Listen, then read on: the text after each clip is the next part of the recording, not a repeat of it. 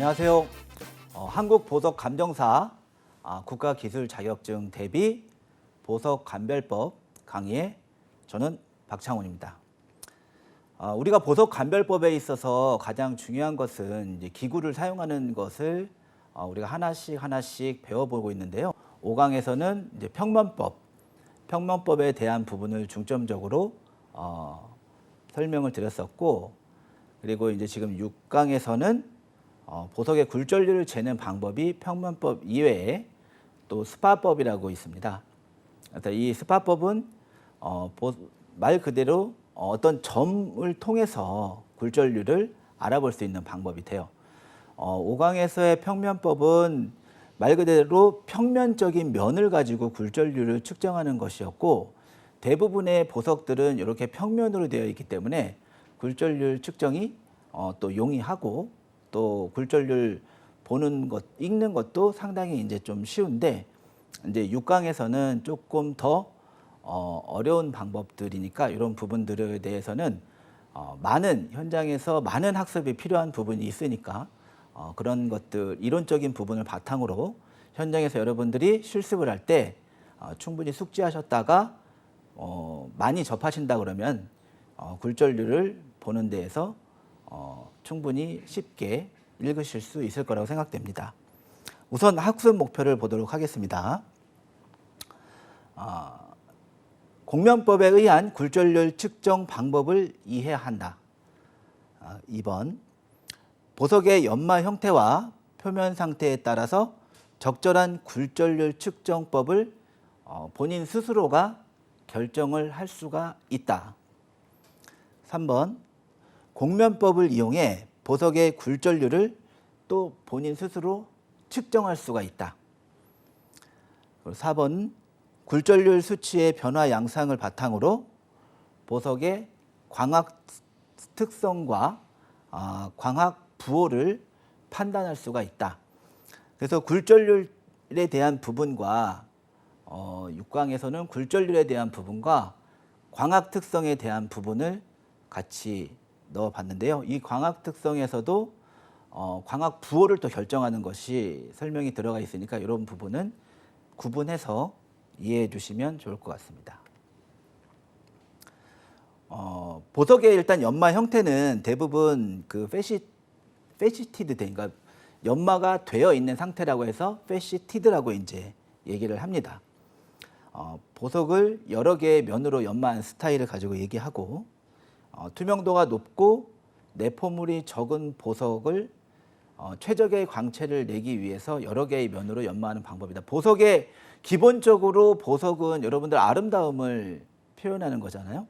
그래서 이 보석을 아름다움을 해치지 않고 있는 그대로를 검사하는, 그러니까 비파괴 검사를 원칙으로 하는 부분이 있고, 또 연마라든지 이런 거 할 때도 광학적인 특성과 그 보석의 가장 아름다운 색깔을 나타내는 부분을 찾아서 연마하는 것이 바로 그 숙련된 연마사의 어떤 실력이 되겠죠.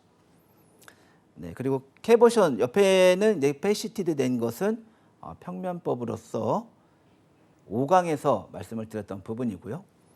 지금 6강은 이제 캐보션, 옆에 이제 동그란 형태로 위에가 돔 형태로 되어 있는 어떤 보석들의 굴절률을 측정하는 것에 대해서 알아보는 시간입니다.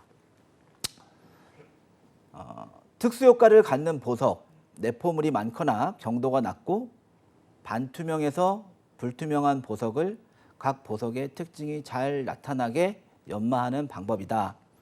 보통 요즘에는 사실 오히려 그 연마 형태들이 다이아몬드나 어떤 패시 위주로 되어 있지만, 사실 예전 같은 경우 우리가 한 80년대, 90년대에 그 보석을 많이 하셨던 어르신들 중에서는, 그러니까 저희 매장에도 오시는 그런 고객분들 중에서는 갖고 있는 보석들이 이렇게 요즘같이 이렇게 각이 딱딱 돼 있는 것들이 아니라 뭐 산호, 또는 이제 지금 이렇게 사진에서 보시다시피 어떤 뭐 특수효과가 나타나는 보석들, 이런 것들도 많이 가지고 있었어요. 근데 요즘 같은 경우는 오히려 더 그게 이제 그 좀 퇴보하다시피 어떤 황금성의 문제라든지 그런 부분도 뭐 같이 포함되어 있겠지만 그런 문제들로 인해서 요즘 애들은 많이 활성화가 되어 있지 않은데 이런 것들은 사실 우리가 판매하는 그 소매점 또는 전문가가 충분히 알고서 판매한다 그러면 그런 것에 대한 경쟁력도 충분히 있을 수 있으니까 이런 부분에 대해서도 다시 한번 제고할 필요가 있습니다. 자, 보석의 연마 형태에 대해서 지금 보시면 제가 아까도 말씀드렸다시피 연마 형태 이제 다 돔 형태인 것이 이게 캐보선이라고 하죠. 그런데 여기에서 주의 깊게 보셔야 될 것은 자, 일단은 처음에 나온 스타사파이어라든지 또 문스톤 이런 지금 다 특수 효과들에 이제 가로치고서 표시를 해놨는데 다 특수 효과가 있는 그 스톤들이죠. 그런데 특수 효과를 가장 잘 나타나게 연마가 되어 있다. 그리고 그런 특수 효과를 충분히 그 매력을 충분히 볼 수 있도록 그렇게 연마를 했다. 그런 형태의 보석이다. 특수 효과를 가장 잘 나타내게 하려면은 저런 그 아스테르즘이 스타 사파이어처럼 나타나게 하려면 그 스타가 정확하게 선이 6개의 선이 이제 보여야 되겠죠. 그런데 저기에 페이시시 들어갔다 그러면 이 선이 어디서 있는지 그런 그 특수 효과의 아름다움을 볼 수가 없기 때문에 저렇게 위에는 곡면으로 돔 형태로 이렇게 연마를 하게 되어 있습니다. 캐보션 외에도 그 형태에서는 비드 또는 텀블드 형태의 보석은 곡면법을 이용해 굴절률 측정이 가능하다라는 부분이 또 있습니다. 연마 형태를 보고서 아래 지금 그 굴절률을 잠깐 예시를 해놨는데요. 뭐 로도크로사이트 지금 굴절률은 스파법으로 쟀을 때 1.59에서 이제 오버 더 리밋 OTL로 이렇게 표시를 했는데 저기 그림에서 보시다시피 빨간 부분과 하얀 부분이 있죠. 이제 저게 저 보석을 학원에서도 저도 배웠을 때는 그냥 고기 모양 삼겹살 같다, 고기 썰어놓은 것 같다라고 해가지고 그 딱 임팩트 있게 이제 외웠던 기억이 있어요. 근데 저거에 대한 굴절률은 그 선이 있는 부분과 없는 부분에 따라서 쟀을 때 1.59에서 오버 더 리밋 OTL로 나타난다. 그리고 이제 또 그 옆에 이제 펄이죠.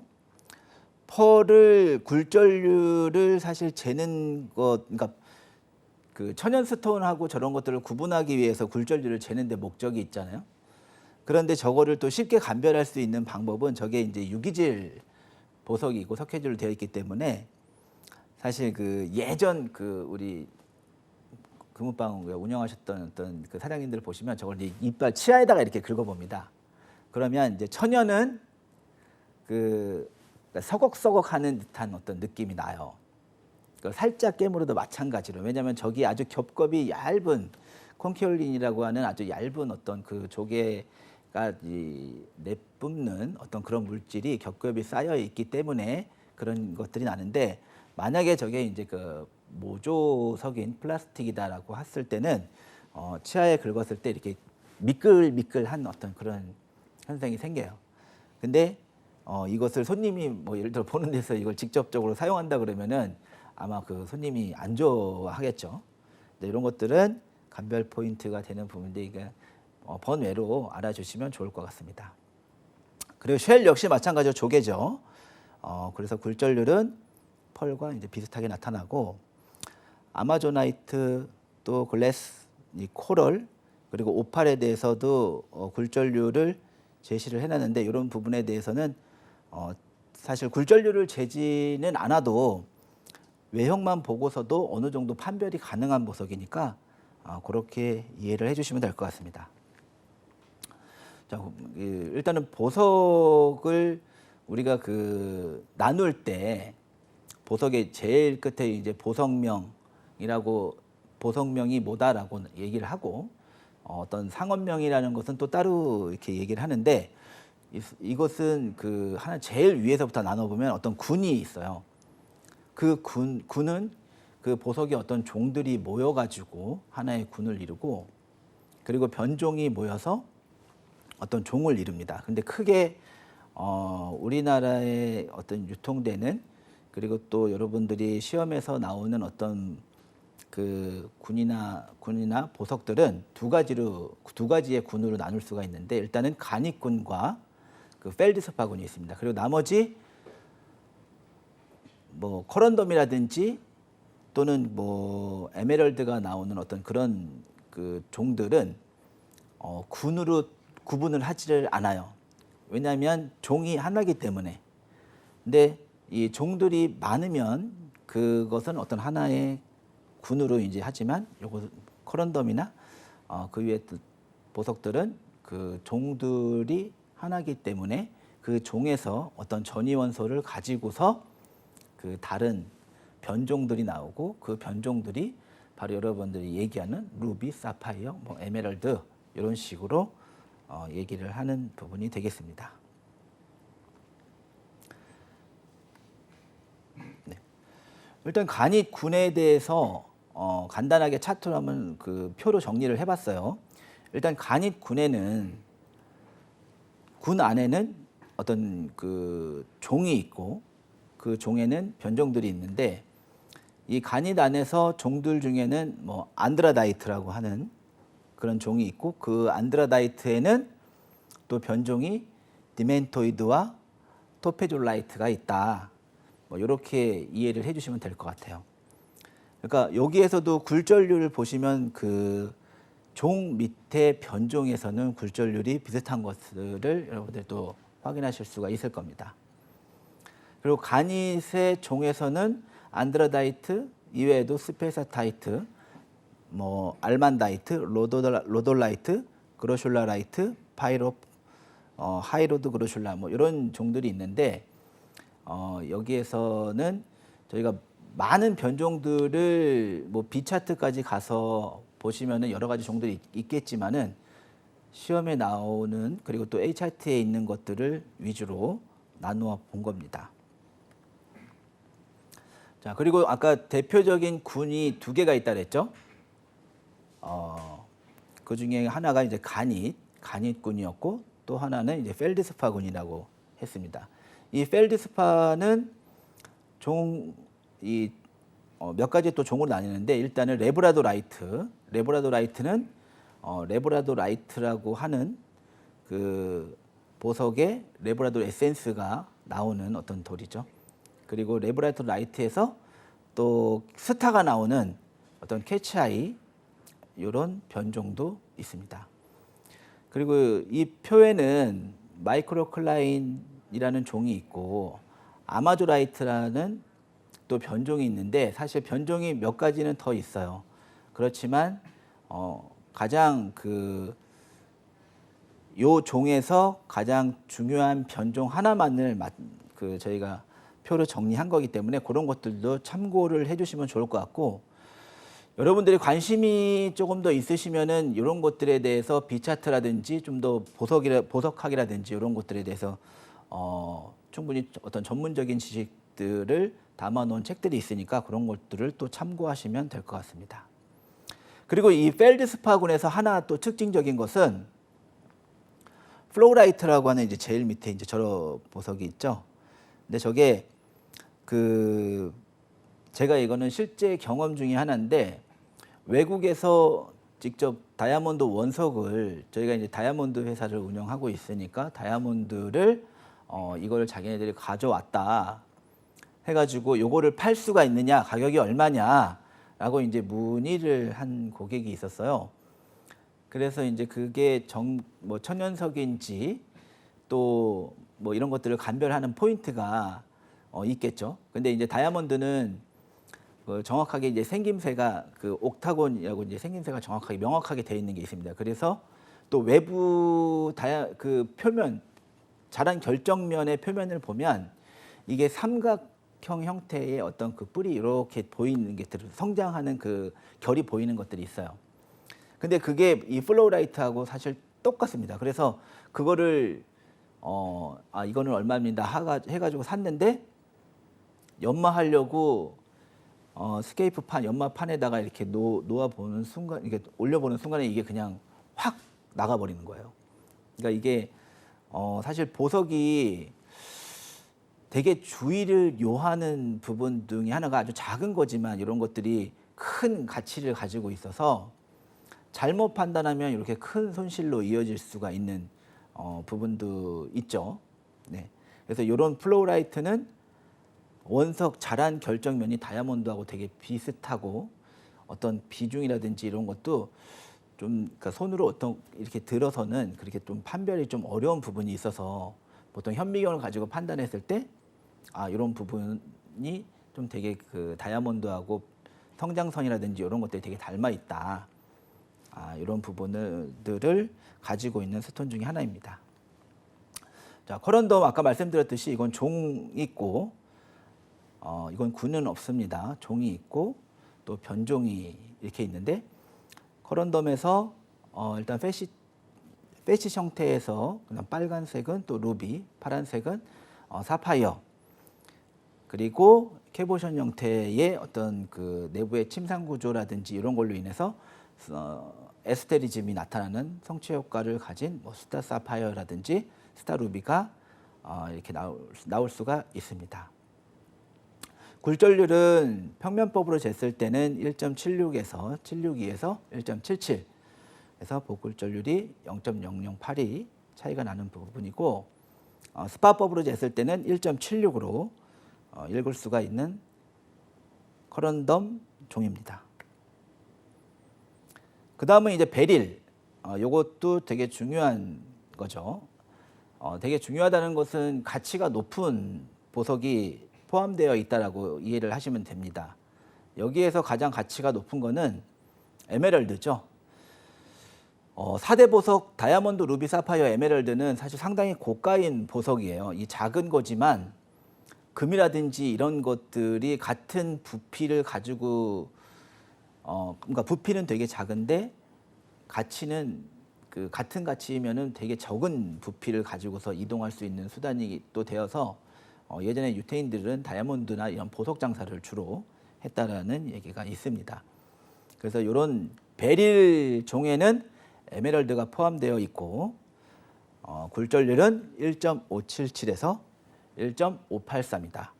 그리고 스파법으로 쟀을 때 1.57이 나오고 표시 방법은 스파법 가로로 S로 표시한다 라고 이해하시면 될 것 같습니다.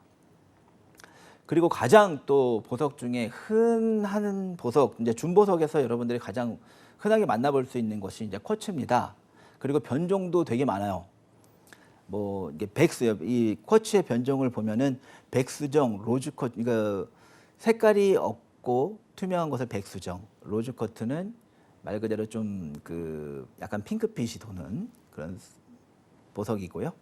또 침수정은 이 쿼츠 안에 백수정이지만 이 쿼츠 안에 어떤 침이 그 바늘 같은 것이 그러니까 상당히 많이 이제 들어가 있어요. 그래서 이거는 이건 그냥 한번 보면 이래서 침수정이라고 하는구나라는 부분을 알 수가 있고, 연수정은 연한 갈색이 나타나는 수정으로서 가장 저 연수정이 많이 나타납니다, 사실.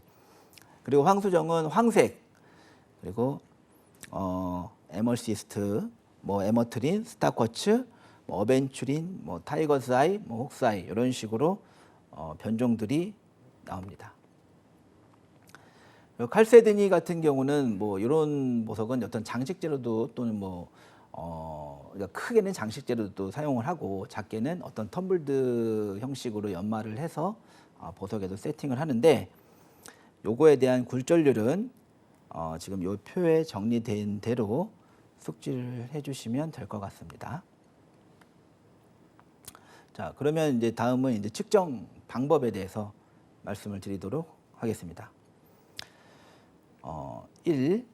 측정할 보석의 표면을 잼 클로즈를 이용해 깨끗하게 닦는다. 네. 지금 그 가장 첫 번째로 항상 어떤 보석을 뭐 보거나 관찰하거나 또는 그 어떤 거 뭐 광학 특성을 분석하거나 할 때 가장 기본이 되는 것은 사실 잡는 거하고 또 이 세척이에요. 그래서 깔끔하게 표면이 정리된 상태에서 이물질이 없는 상태에서 어떤 기구에 기구를 통해서 관찰했을 때 어떤 변화가 있는지를 아주 그 작은 부분을 가지고서 판단을 하는 부분이죠. 그리고 광원 평광기 굴절개, 이 평광기의 굴절개 뒷면에 일직선으로 요걸 배치를 해서 사진과 같이 이제 일직선을 이렇게 배치를 해서 굴절개에서 접안 렌즈를 분리한다. 지금 요 앞에 동그랗게 사진의 앞에 검정색으로 동그랗게 나와 있는 것이 저게 이제 눈을 댄다 해서 접안 렌즈예요. 저 렌즈를 분리한 후에 굴절률을 잰다라는 뜻입니다. 그리고 지금 굴절률을 측정하는 보석을 젠클로즈 위에 깨끗한 상태로 올려져 있죠. 그 다음은 굴절액을 헤미실린더 옆 금속판에 한 방울을 떨어뜨리는데 공면법은 굴절액의 양을 평면법보다 매우 적게 한다. 여러분들 눈금을 읽는 것들에 대해서 많이 익숙해져야 된다라고 말씀을 드렸는데 눈금에서 그 굴절액의 양이 어느 정도 돼야 되냐, 이 스팟의 양이 어느 정도 되어야 되냐라고 기준을 잡으시냐면 한 눈금이 한 2개나 3개 정도 돼야 된다라고 생각을 하시면 됩니다. 그리고 지금 이거는 저희 매장에서 사용하는 굴절개의 어떤 사진을 촬영해서 저희가 제작을 해봤는데, 사실 표면이 저 헤미실린더 굴절개 안에 투명하게 보이는 부분이 그 굴절률을 잴 수 있는 곳이 저기 헤미실린더입니다. 그 헤미실린더에 반사되는 표면을 보시면 사실 표면 상태가 그렇게 좋지 않으니까 그러니까 많이 썼다라는 거죠. 그리고 많이 쓰면서도 조금 더 주의 깊게 쓰면은 저렇게 사용을 하면은 저렇게 기스라든지 표면 상태가 뭐 안 좋아질 일은 좀 없다, 방지한다라는 부분입니다. 그래서 우선 제일 첫 번째로는 또 보석을 깨끗하게 한 다음에 굴절개의 어떤 접안 렌즈를 분리하고 그다음에 위에 뚜껑을 열어서 굴절액을 옆에다가 바로 이제 저걸 통해서 놓는 것도 이제 유리봉을 통해서 굴절액을 옆에다가 살짝 찍어 놓는 거예요. 그래서 유리봉을 통해서 굴절액을 옆에다 살짝 찍어 놓고 그다음에 재는 방법은 지금 그림에서 보시다시피 이렇게 손으로 직접 제일 첫 번째는 그냥 올려놓고 살짝 찍어서 이렇게 올려놓고 눈금을 읽는 방법이 있고, 두 번째는 저런 면이 저렇게 나오지 않았을 때는 직접 손으로 잡고서 어떠한 그런 부분을 손으로 잡고서 읽는 방법이 있습니다.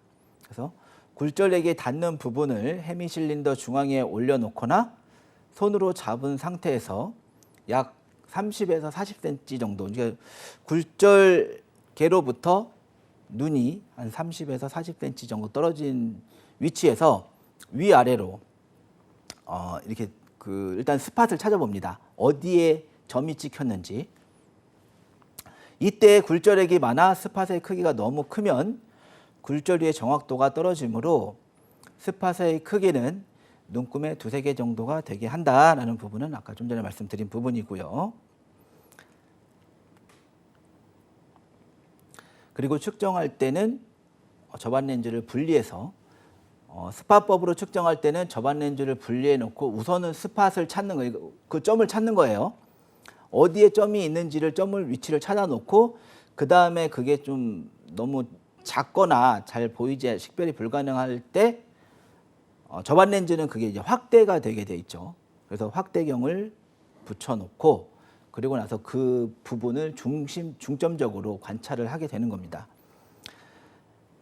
이론적인 부분은 여러분들이 여기에서 충분히 숙지를 한 다음에 실습에서 여기에서 지금 그림에서 나오는 것처럼 이렇게 명확하게 보이는 것은 사실 좀 힘든 부분이에요.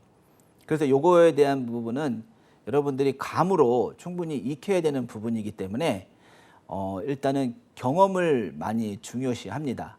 많이 보고 많이 묻고 또 본인 스스로가 이해를 해야 된다라는 거예요. 감을 익혀야 된다는 겁니다. 우선 그렇게 이런 스파법으로 굴절률을 잴 수 있는 것은 그 세 가지가 있어요. 이제 50대 50법이라고 하는 부분은 어떤 거냐면 보석이 헤미실린더에 접속되어 눈에 보이는 부분의 원형이 정확히 반은 밝고 반은 어두운 중간 지점에서 보석의 굴절률을 읽는 방법이다. 어떻게 보면은 대표적인 방법입니다. 이 스파법의 대표적인 부분이 바로 이 50대 50법이에요. 보석이 곡면이기 때문에 반사상이 어둡게 보이는 경우가 있으나 잘 연마된 보석의 대부분은 50대 50법으로 측정 가능하며 명멸법과 평균법보다 더 정확한 굴절률을 알 수가 있다, 잴 수가 있다. 이렇게 이해를 하시면 됩니다. 여기 사진에 보시면 그 어떤 캡슐 모양의 어떤 그 스팟이 보이죠? 이 스팟이 보이는 캡슐 모양으로 보이는 이유는 굴절액이 그렇게 묻었다는 겁니다. 그러니까 이 보석의 헤미실린더에 닿는 부분이 지금 여기에서 스팟으로 보이는 이 캡슐 같은 부분처럼 닿아 있기 때문에 그 부분이 굴절액과 맞닿아 있기 때문에 그렇게 보여요. 만약에 저거를 옆으로 놓으면은 90도로 가로로 되겠죠? 예. 네, 그러니까 그 부분을 그렇게 이해하시면 됩니다. 그 다음은 이제 아까 말씀드렸다시피 명멸법입니다. 보석이 접촉된 원형의 반사상이 밝았다가 갑자기 어두워지는 명멸 지점의 굴절률을 읽는 방법이다. 명멸법은 일반적으로 보석의 연마 상태가 좋지 않거나 보석의 표면이 매끄럽지 않은 경우 적용하며 50대 50법에 비해 좀 떨어진다. 정확도가. 같은 굴절계를 이용해서 어떤 것은 50대 50법으로 재고 어떤 것은 또 이제 명멸법으로 재고 한다라는 부분인데 이 사실 많이 사용하지는 않아요. 보석의 표면이 뭐 잘 연마되지 않는 부분에서 예를 들어서 요걸 굴절률을 쟀을 때 뭐 선생님이라든지 어떤 부분이 이거 뭘로 쟀어요? 어떻게 쟀어요? 그럼 스파법으로 스파법 중에서 어떻게 쟀어요? 그랬을 때 50대 50법으로 쟀습니다. 또는 어떤 명멸법으로 쟀습니다. 또 뭐 이런 식으로 얘기할 수 있는 부분인데 굳이 많이 사용은 하지 않는다는 것 그렇게 이해해 주시면 됩니다. 그 다음은 또 평균법 가장 그 정확도가 낮은 부분이에요. 지금 그림에서 보시다시피 명멸법 같은 경우는 어떤 지점에서 갑자기 이 검정색 부분이 없어지고 밝은 부분이 나타나는 부분의 어떤 그런 경계가 되는 부분을 보는 건데 50대 50은 그 캡슐 안에 들어있는 그 반 정확하게 위아래가 50대 50이 위치한 부분을 보는 거죠. 근데 이제 이런 그 평균법 같은 경우는 가장 어두운 부분이 어느 쪽에 있고 가장 또 밝은 부분이 어느 쪽에 있을 때 요것에 대해서 평균을 내 가지고 굴절률을 읽는 그런 부분인데 가장 어두운 부분과 가장 밝은 부분을 지금 사진으로는 저렇게 얘기를 저희가 쉽게 이해를 할 수 있도록 해놨지만은 그거는 이제 감각입니다. 여러분들이 뭐 가장 어두운 부분이 밝은 건지 밝은 부분이 어두운 건지는 사실 경험에서 많이 봐야 되는 부분이죠. 그런 방법이 있다. 세 가지 방법이 있다. 이렇게 이해를 해주시면 됩니다. 보석의 물리적 성질과 굴절 특성. 제가 여기에서는 아까 그 보석의 굴절 그 광학 사인에 대해서 이제 좀 본다고 말씀을 드렸죠. 네, 그거에 대한 설명을 표로 정리한 겁니다. 일단은 이런 복굴절을 하는 보석은 그 이방성 보석이고 이방성 보석에서는 일축성이 있고 이축성이 있다라고 얘기를 했습니다. 그리고 결정 구조에서는 여기 위에 그러니까 정방정계 위에 등축 전개가 하나 더 있죠. 그래서 등정육 4단3 이렇게 외우시면 편리하다. 등정육 4단3이다.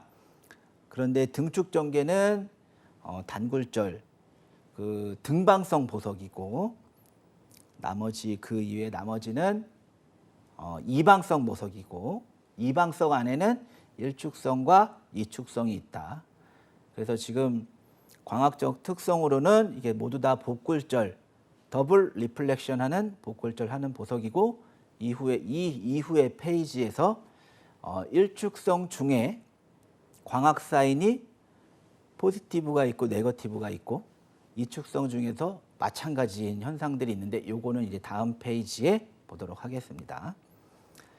이방성은 입사한 빛을 두 개의 평광으로 분리시키며 각각 다른 속도로 통과시키는 광학적 성질을 나타낸다. 등축 전개 이외의 결정계에 속하는 광물들은 빛의 진행 방향에 따라 각기 다른 속도로 물질을 통과하기 때문에 보석마다 굴절률의 차이가 나타난다라는 부분을 말씀을 또 드린 부분입니다. 자, 요거 지금 요 사진을 보시면 이제 광학 사인에 대해서 지금 말씀을 드릴 거예요. 그래서 여러 자료를 제가 찾아보고 해서 조금 더 쉽게 이해할 수 있는 부분을 한 예를 찾아서 제가 사진으로 나타내 봤습니다.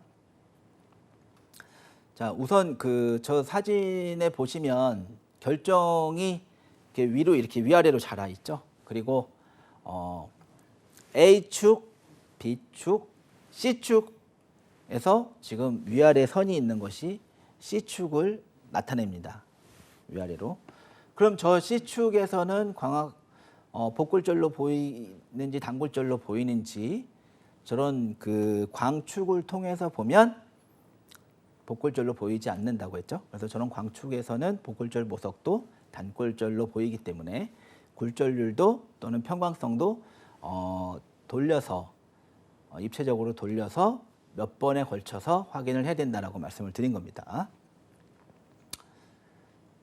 두 개의 주 진동 방향 중 광축에 따라 진행하는 빛은 광축의 수직으로 진동하며 상광선이 된다 이렇게 얘기했는데 이 상광선을 그냥 정상광선이 된다라고서 얘기를 이해를 하시면 되고 이 정상광선은 저 그림에서 봤을 때 C축의 위아래로 지금 선이 그어져 있는데 그 가운데에 동그란 원이 있고 옆에는 타원이 있죠. 저 부분 동그란 원을 정상광선으로 이해를 하시면 됩니다. 그래서 결정축으로 광축으로 봤을 때 복굴절을 하더라도 저 원이 두 개의 원이 겹치기 때문에 단굴절로 보이고 단굴절로 보인다라는 부분을 말씀을 드린 거고 예를 들어서 저렇게 동그랗게 연마를 해놓고 저축이 아니라 살짝 틀었어요. 틀으면은 그 차이 나는 부분이 점점 폭이 커지죠. 그 90도 축보다 90도에서 제일 크고 예를 들어 저축에서 평광기 안에서 저 보석을 돌려봤을 때 점점 밝았다가 어두웠다가 이런 현상들이 마찬가지로 나타나는 겁니다. 자, 결정계의 C축이 광축이고 C축 위아래 축이 광축이고 광축 방향으로 단굴절하며 광축 방향으로는 단굴절한다 했죠. 즉 정상광선과 이상광선의 굴절률이 같으며 광축으로부터 멀어지면서 이상광선은 점점 커져서 90도 방향이 됐을 때는 최고로 점점 커진다라는 부분이고 그러면 정상광선의 굴절률이 이게 수정을 예를 들어서 봤을 때 굴절률 정상광선의 굴절률은 1.544이다. 그리고 이상광선의 굴절률은 90도로 봤을 때는 1.553이다. 그러면 여기에서 복굴절률은 0.009만큼의 차이가 있고 복굴절률이 0.009다. 라고 우리가 알 수가 있죠. 그럼 이 백수정의 광학 사인을 우리가 분석을 해봤을 때 광학성은 더블 리플렉션 하면서 유니악실, 이게 단굴절, 유니악실로 해가지고 그 일축성 보석이면서 굴절률은 1.544에서 1.553으로 나오고 복굴절률은 플러스 마이너스 0.009만큼 차이가 있다라는 부분을 이해할 수 있는데, 이 광학성은 제가 요 다음에 이제 설명을 또 드리도록 할 겁니다. 보석의 물리적 성질과 굴절 특성. 아까 등방성 보석은 등축전기에 비정질 보석이 포함되어 있다고 했고요. 또 단굴절 보석이 여기에 속한다고 말씀을 드렸습니다. 자, 아까 그 제가 뭐 유니악셀, 바이악셀 이런 그 광학 사인에 대해서 말씀을 드리는 게 바로 지금 이제 나오는데요. 자, 유관 작도, 유관으로 이제 유관으로 보는 겁니다. 이게 지금 그 광학 사인을 보는 방법이. 편광 필터를 회전시키면서 편광 필터를 볼 때 위에서 뭐 30도씩 30도씩 이렇게 보석을 잴 때도 그렇게 회전시켜 가지고 그걸 다 기입을 하라고 그랬죠. 그러면은 아까 좀 전에 수정 같은 경우는 낮은 굴절률이 1.544는 같고 1.554 같은 경우는 점점 90도로 돌아가면서 복굴절률의 차이가 점점 심해지는 거죠. 그걸 얘기를 하는 겁니다. 편광 필터를 회전시키면서 두 개의 굴절률 수치를 찾는다. 네, 위에 있는 낮은 굴절률과 밑에 있는 높은 굴절률을 찾는다. 보석의 방향을 수평으로 30도씩 회전시키면서 복굴절 수치를 모두 기록한다. 5-6번을 측정하면서 모두 기록한다. 보석을 천천히 180도 회전시키는 동안 하나의 수치는 일정하고 다른 하나의 수치만 변한다면 그 보석의 광학 특성은 일축성이다. 자, 일축성, 이축성 다 쉽게 얘기하면은 그 일축성 보석은 하나의 수치는 일정해요. 복굴절 하는 보석인데 하나의 수치는 일정해요. 낮은 게 일정하든지 위에가 위에 있는 눈금이 낮으니까 위에 있는 눈금이 일정하든지 밑에 있는 눈금이 일정하든지 두 개 중에 하나가 일정하고 하나가 일정한 게 있다 그러면 요거는 그 일축성 보석에 이제 해당합니다. 마찬가지로 두 개가 움직이는 다 기록했을 때 두 개가 움직인다 그러면 요거는 이축성이에요. 이렇게 분석을 하는 겁니다. 그런데 여기에서 일축성 포지티브와 네거티브 이것은 뭐냐?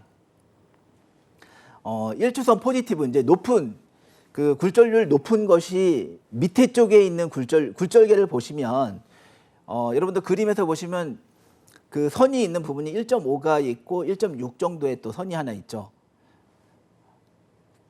선은 밑에 있는 선이 1.6이지만 그 굴절률은 더 높은 거죠. 그러니까 아래에 있으니까 굴절률이 낮다가 아니라 아래에 있는 선이 굴절률이 높은 겁니다. 그리고 위에 있는 선이 위에 있지만 굴절률 높은 게 아니라 굴절률은 낮다. 그래서 이 부분을 기록하는데 계속 돌려서 6번을 재도 위에 있는 수치는 변하지 않아요. 그래서 저기 이제 그래프처럼 여러분들이 광학 사인을 좀 더 공부하다 싶은 공부를 하게 되면 지금 여기에 있는 사진에 나와 있는 것처럼 이런 그림들을 많이 볼 수가 있는데 제가 그런 것들을 다 찾았어요. 찾아가지고 조금 더 쉽게 이해할 수 있도록 그런 그림을 이제 뽑아가지고 만들어 봤는데 위에 있는 굴절률, 낮은 굴절률이 1.5에 있죠. 1.5가 계속 재는 동안 저렇게 점선처럼 일정하고 밑에 있는 굴절률이 지금 이런 식으로 지금 그 변동이 되어 있는 거죠. 마찬가지로 위에 있는 굴절률은 하나로 있는데 밑에 있는 굴절률, 높은 굴절률이 자꾸 이렇게 변동하죠. 그렇게 저렇게 변동이 심한 쪽이 변동이 심한 굴절률이 높다. 낮은 쪽이 높은 겁니다. 그러니까 낮은 쪽에 높은 쪽 굴절률이 있다. 그러면은 그건 높은 굴절률이 변한다 그러면은 포지티브. 낮은 굴절률이 변한다? 그러면 네거티브입니다. 쉽게 말씀을 드린다고 말씀을 드렸는데 어떻게 이해가 좀 쉬운지 모르겠습니다. 지금은 이제 또 네거티브에 대해서 말씀을 드릴게요. 아까 포지티브 설명하면서 똑같은 얘기를 뭐 반대로 하는 건데 이제는 그러니까 높은 쪽 굴절률, 밑에 있는 굴절률이 높습니다. 그러니까 여러분들 굴절률 수치 보면은 저 밑에 있는 굴절률 1.6이니까 높잖아요. 높은 쪽 굴절률은 항상 똑같아요. 그 6번, 7번 재설에 똑같은데 위에 있는 굴절률, 낮은 굴절률이 저렇게 그 변덕이 심하게 나온다. 그러면은 그 낮은 쪽 굴절률이 움직였으니까 뭐예요? 네거티브다. 높은 쪽 굴절률이 움직이면 포지티브다. 플러스 광학 사인이 마이너스 플러스로 했는데 네거티브는 마이너스, 포지티브는 플러스다. 이렇게 이해를 하시면 됩니다. 그러나 이제 일축성 부호가 결정 불가인 게 있어요. 그 똑같은 거죠. 이 굴절률이 그 똑같이 이제 그 변동을 하지 않고 그냥 그 수치가 계속 일정한 겁니다. 그러면은 뭐 광학선이 플러스인지 마이너스인지가 당연히 알 수가 없는 거예요. 그거는 뭐 설명을 안 하셔도 여러분들 이해하시기에 뭐 어려움이 없으실 것 같아요. 일축성 부호 결정 불가는 uniaxial with sign indeterminable 이라고 하는데 이제 일축성 보석의 테이블이 광축 방향과 수직으로 연마되었다면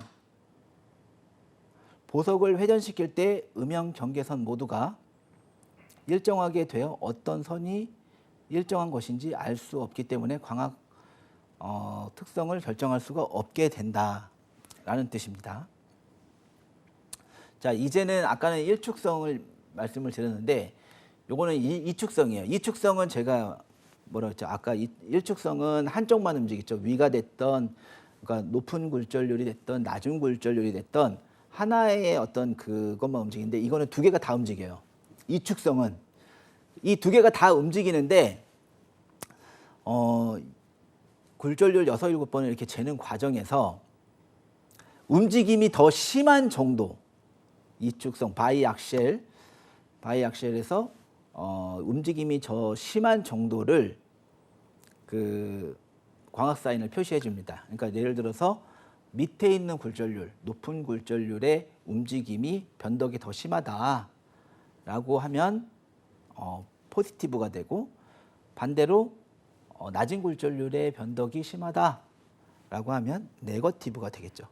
그래서 여기에 지금 그림에 나온 것처럼 어떤 기준이 되는 선은 있어요.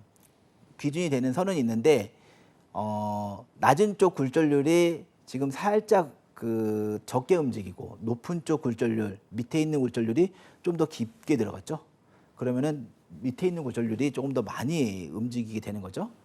그 밑에 있는 굴절률은 높은 굴절률이에요. 그러면은 이축성 포지티브다. 이렇게 이해를 하시면 됩니다. 그럼 네거티브는 또 이거하고 또 반대죠. 네거티브는 사진에서 보시다시피 위에 있는 굴절률이 낮은 굴절률이 좀 더 변덕이 심하죠. 쟀을 때 그래프로 저런 6번을 잴 때 점선으로 연결을 한다고 가정을 했을 때 지금 저런 식으로 나오는 거예요. 그러니까 여러분들이 더 많이 재면 아까 그 제가 결정계에서 하나의 동그란 원과 또 하나 타원을 예를 들었죠. 그걸 살짝 돌렸을 때는 저런 식으로 나오는 겁니다. 근데 우리가 그렇게는 못하니까 뭐 30도씩 체크를 해서 5번, 4번 이렇게 재는 부분이 있는 거죠. 그래서 높은 쪽 굴절률이 굴절률이 심한 변동이 있으면 그거는 포지티브, 이축성 포지티브, 낮은 쪽 굴절률의 변동이 심하다 그러면 네거티브라고 이해를 해주시면 됩니다. 그런데 지금 요거는 이축성 부호 없음이라는 부분은 아까 마찬가지로 위아래 변동폭이 똑같아요. 그래서 평균을 내보면 제일 위에 있는 쪽과 제일 밑에 있는 쪽에 딱 중간이 나와요. 그러면 이런 것들은 광학 사인을 할 수가 없는 거죠. 두 개의 경계선이 공통적인 굴절률 수치에서 똑같이 움직인다 라고 봤을 때는 이렇게 광학 사인을 이축성 부호 없음 이렇게 된다. 자, 그러면 강의의 요점을 정리를 해보도록 하겠습니다. 곡면법은 면이 없는 형태의 캐보션, 비드, 텀블드 보석의 굴절률을 측정하는 방법으로 50대 50법, 명멸법, 평균법이 있다. 이렇게 연마하는 것은 그 보석이 가지고 있는 아름다움과 특수 효과를 가장 잘 보이기 위한 연마 형태이기 때문에 이렇게 연마를 한다라는 부분이에요. 예를 들어서 스타 루비를 투명하지 않은 스타 루비를 그 그러니까 각지게 연마를 했다라고 했을 때 뭐 어떤 이런 특수 효과라든지 이런 것들을 잘 볼 수가 없는 부분이 되겠죠. 그래서 이제 그런 부분을 연마를 하는 거고, 그렇게 연마를 하는 거고, 그렇게 연마가 된 스톤을 내 굴절률을 재는 방법에서는 스파법이 있고, 스파법에는 세 가지 방법이 있다라는 부분으로 이해를 해주시면 됩니다. 곡면법은 평면법에 비해 정확한 굴절률 측정이 어렵고 측정 결과 또한 오차가 있을 수 있다. 사실 가장 여러분들이 굴절률 재는 것이 사실 좀 어려운 부분이 있어요. 개인의 어떤 그 경험치와 이런 것들이 같이 녹아 있어야지만 볼 수가 있는 부분인데, 거기에서도 평면법은 그나마 좀 읽기가 되게 쉽습니다. 그런데 이런 스팟법 같은 경우는 조금 더 어려운 부분이 있어요. 근데 이것도 사실 보다 보면 50대 50법으로는 충분히 연마가 잘 된 어떤 보석, 그리고 헤미실린더도 연마 상태가 좋은 보석에 대해서는 정확하게 식별이 가능할 수 있을 정도까지는 보이기 때문에 여러분들이 그런 부분을 참고해서 이해를 해주시면 될 것 같습니다. 굴절률 수치의 변화 양상을 바탕으로 보석의 광학 특성과 광학 부호를 판단할 수 있다. 사실 이 스파법에서 보석의 광학 특성과 광학 부호를 결정할 수 있는 건 아닙니다. 예. 요거는 지금 평면법에서 어떤 굴절률과 광학 사인을 나타내고 거기서 확인할 수 있는 부분인데, 아까 5강에서 다루어야 될 부분을 이쪽으로 좀 분리를 해서 이런 굴절률이 이렇게 나온다라는 부분을 정확하게 다시 설명을 드리기 위해서 이제 이쪽으로 온 거고, 곡면법에는 해당이 되지 않는다라는 부분을 여러분들이 참고해서 기억을 해주시면 될 것 같습니다. 자, 다음은 이제 기출 문제를 한번 풀어보도록 하겠습니다. 다음 중 캐보션 형태로 연마된 보석의 굴절률을 측정하기 위한 곡면법의 종류가 아닌 것은? 자, 1번 확대법, 자, 2번 50대 50법, 3번 명멸법, 4번 평균법. 스파법에서는 이미 아까 좀 전에도 얘기했듯이 세 가지 방법이 있는데, 확대법은 그냥 있지도 않은 방법인 것 같아요. 네, 답은 확대법이 되겠죠. 자, 굴절률 측정 시 낮은 수치의 굴절률은 변화하고, 낮은 수치의 굴절률은 낮은 곳에 있지 않아요. 낮은 곳의 굴절률은 굴절계를 보면 높은 곳에 있습니다. 변화하고 높은 수치의 굴절률이 일정해요. 그럼 변덕이 어디가 심한 거죠? 높은 수치의 굴절률이 좀 일정하고 위에가 그 낮은 수치의 굴절률이 막 움직여요. 그럼 그 낮은 수치의 굴절률이 변덕이 심한 거죠. 그러면은 낮은 수치의 굴절률이 심하고 한쪽이 일정하기 때문에 이거는 일축성 보석이죠. 유니악셀, 광역선이 유니악셀이고, 그리고 낮은 쪽의 굴절률이 움직인다 하기 때문에 이건 네거티브, 유니악셀 네거티브. 그러면 네, 일축성 네거티브. 가로 열고 이제 가로에 보시면 유니악셀 네거티브가 됩니다. 굴절률 측정 시 주로 곡면법을 이용하는 캐보션 연마 형태에 대한 설명으로 올바른 것은 1. 뚜렷한 모양 없이 불규칙하게 연마된 형태이다. 2. 패시시 없이 볼록하게 연마된 형태이다. 패시시 없이, 패시는 그 면이에요. 면이 없이 볼록하게 이제 연마된 형태이다.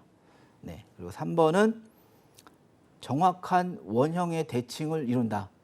정확한 원형의 대칭을 이룬다. 이제 위에가 반지를 예를 들어서 반지나 목걸이를 만들었을 때 위에가 이렇게 볼록해요. 그럼 밑에도 이렇게 지금 볼록해야 된다라는 뜻이에요. 그건 아니죠.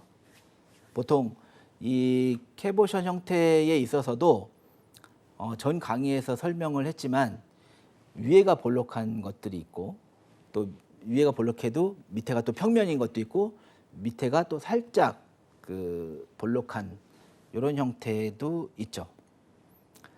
또 4번 경도가 낮은 보석만 캐보션으로 연마할 수가 있다. 아니죠.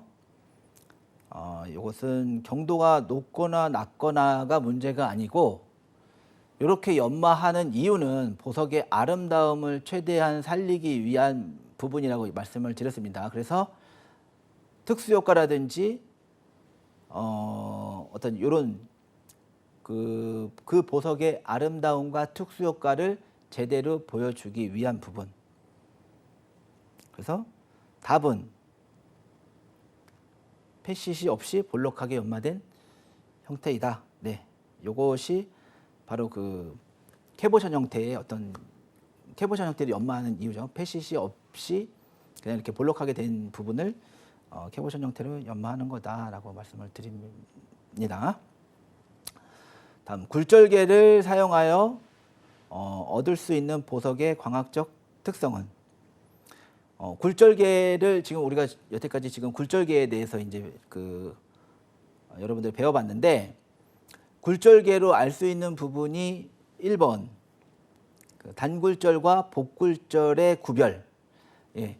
굴절개를 통해서 여러분들이 살짝 그 보석을 돌려서 나온 수치를 적어 놓고 봤을 때 그 수치에 변동이 있다거나 또는 그 굴절개를 통해서 또 저반 렌즈가 있죠. 저반 렌즈가 있고 그 위에는 편광 필터가 또 있습니다. 그래서 이 굴절개로 인해서 편광 필터를 90도 이렇게 위아래로 돌려보면 그 굴절율이 변하는 어떤 그런 부분도 여러분들이 확인을 하실 수가 있습니다. 그래서 굴절율계를 통해서 단굴절과 복굴절의 구별이 가능하다. 이건 맞고요. 그리고 광학 부호 확인. 광학 부호 확인. 네, 이거는 제가 말씀드렸지만은 스팟법에서는 적용이 되지가 않습니다. 스팟에서는 적용이 되지가 않고 평면법에서 굴절률이 잘 나오는 평면법으로 측정했을 때에 여러분들이 광학 부호를 확인할 수 있는 부분이니까 이 부분도 맞는 거죠. 굴절계를 통해서 확인할 수가 있는 겁니다. 광학 특징, 일축성인지 이축성인지 굴절계를 통해서도 이게 일축성인지 이축성인지 어떻게 안다고 그랬죠? 한쪽 굴절률이 가만히 있으면 복굴절하는 보석 중에서 한쪽 굴절률이 가만히 있으면 이것은 일축성. 또 위에 있는 낮은 굴절률과 밑에 있는 높은 굴절률 두 개가 서로 이렇게 막 자꾸 움직인다라고 하면 이축성입니다. 네, 그러면은 굴절계를 해서 광학 특성. 또 4번 보석에서 나타나는 다색성. 굴절계를 통해서 다색성을 확인할 수는 없죠. 예. 굴절계를 통해서 이게 다색성을 가질 수가 있고 더블 리플렉션하는 복굴절하는 보석이다라는 것들은 알 수가 있는데 복굴절한다고 무조건 또 다색성을 가지고 있는 것은 또 아니라는 부분도 있습니다. 여러분들 색대라든지 그런 것들에 대해서는 예외가 있으니까 답은 4번 보석에서 나타나는 다색성이 되겠습니다.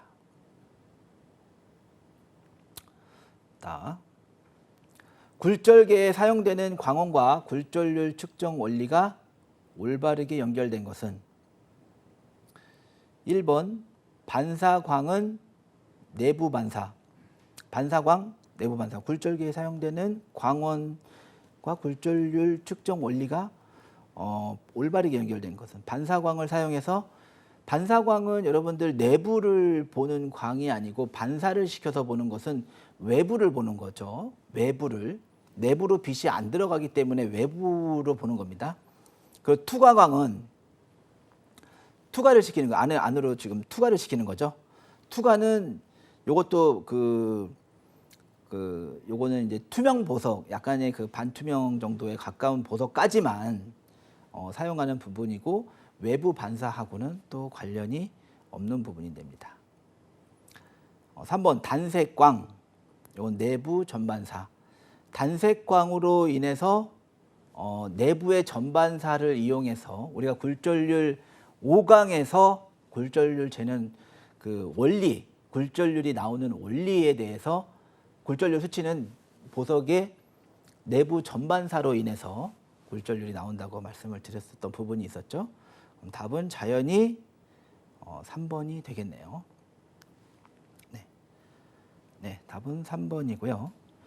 네, 이것으로 6강의 그 굴절률은 5강, 6강으로 해서 마치고 다음 강의에는 제 7강 보석의 비중 측정에 대해서 또 학습해 보도록 하겠습니다. 수고하셨습니다.